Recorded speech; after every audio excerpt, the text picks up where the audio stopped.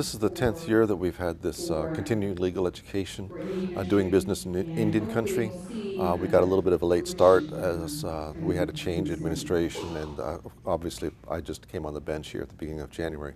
But we felt it was an important event to try and continue that tradition. So we tried to get people, at least in this year in particular, since I was trying to help coordinate with our staff there at the District Court of the Muskogee Creek Nation, people that I knew who worked in the field around Oklahoma, a variety of people who are either scholars from the law schools or people who work with the various Indian tribes or in the field, so that they have a variety of perspectives, but all ones who had a hands-on knowledge about practice within the Oklahoma Indian country. Tribal courts have kind of had their origins here in Oklahoma, at least over the past 30 years. There were numerous tribal courts prior to 1900, but because of most of the Indians are aware of them through the allotment process and so forth, those were all driven out of existence for a period of some 80 to 85 years. And the resurgence occurred in the mid-'80s to late '80s, and here at Creek Nation we have a very active tribal court, perhaps the most active as far as caseload goes in Oklahoma. And the other tribal courts that I've worked with and aware of throughout Oklahoma are very active also. They have very good representation on the attorneys who are working as the judges are law trained. They have active federal and local practices.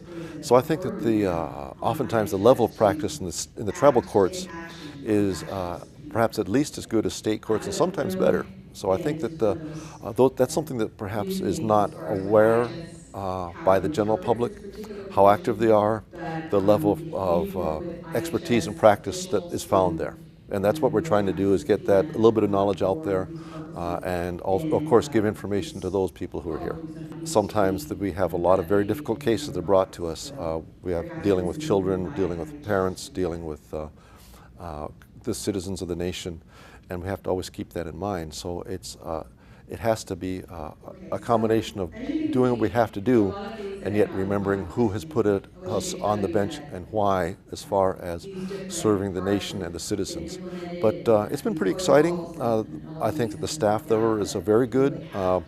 They've been very helpful. They're the ones that really did the groundwork, the legwork to get this going for the symposium today, for the CLE today and tomorrow. And without them, it wouldn't have been possible, and we have a lot of support. I think there seems, at least at this point, there's a lot of goodwill amongst the different branches of the nation, and that makes it easier to get all of our work done. Typically, when a lawyer is going through their training in law school, they might get a little smattering of Indian law, but any general practitioner that's going to practice in the state of Oklahoma, whether you have an interest in Indian law or not, it is bound to become an issue in your practice at some point. So it's really a benefit to the entire legal community of Oklahoma and the surrounding states for the Creek Nation judicial branch to offer a continuing legal education program like this, because it helps practitioners get better grounded in older and new legislation, such as the Violence Against Women Act and the Indian Child Welfare Act and the Tribal Law and Order Act and such. Helps practitioners be better prepared to practice and face what they're going to face out there in Indian country. Over the last decade to 15 years, the tribes nationwide, and especially here in Oklahoma, have done nothing but drastically and remarkably grow in their presence and financial influence and stability. With that comes threats. There's any number of avenues for threats, not only to the financial security of tribes, but the actual tribal sovereignty that they enjoy in the first place. There's any number of avenues that can pose threats like that.